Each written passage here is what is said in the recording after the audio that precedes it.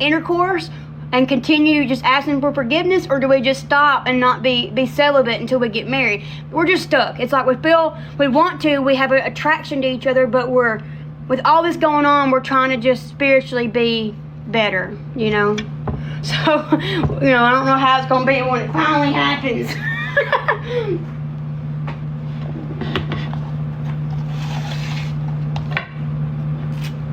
Just stuck, you know. We don't know if we're doing right by staying intimate, you know, and it just, I don't know.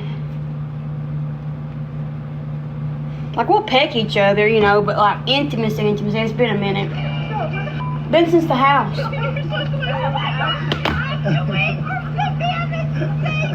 Which isn't good. The twins have a lot of shared experiences being so close.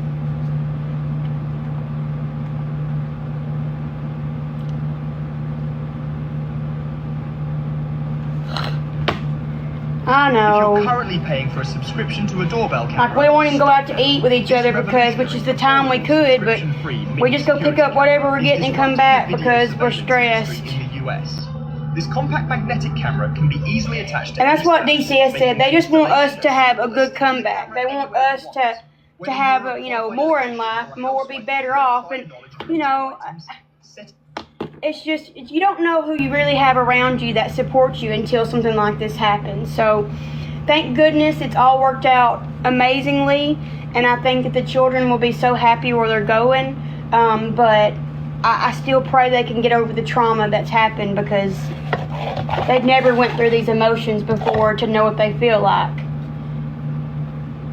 Natty's little counselor told me that, her foster care counselor told me that she cried the whole time they talked, and said she cried with her. She said, I usually don't cry. She said, but she had me crying. She said, I don't know why this happened. It doesn't seem like it's right. And I said, no, it isn't.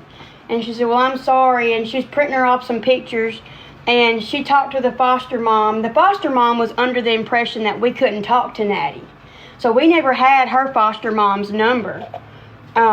We still could talk to her, though, through text message, but we didn't talk to her in person. So the counselor told me, she said, I'm going to get that situated, because y'all are supposed to be able to talk to her this whole time. I said, yes, I know we've talked to the boys, but not her. Because here's what I told Kevin. See, even though 70% of calls are bullcrap, there is 30% of calls that are needed. And those children are children that don't get fed. They make their own bologna sandwich. They make their own ramen. They make their own bianis. They make whatever they have available. Peanut butter sandwiches, mayo sandwiches, eggs. They make whatever they can to get by. They come in with wholly ripped clothes, dirty fingernails, hair all over the place, sometimes smelling, not having anything in their possession. So to see children that walk in together, a $1,200, $1,500 iPad in her hand, nice shoes, you know, looks put together, doesn't have food, you know, regression, doesn't have anger, doesn't have hostility. It's different. It's different when they get told that the children are the best children they've ever had in 30 years, that they were raised right, they have good parents. They're not used to that. They're used to receiving like the worst of the worst situations.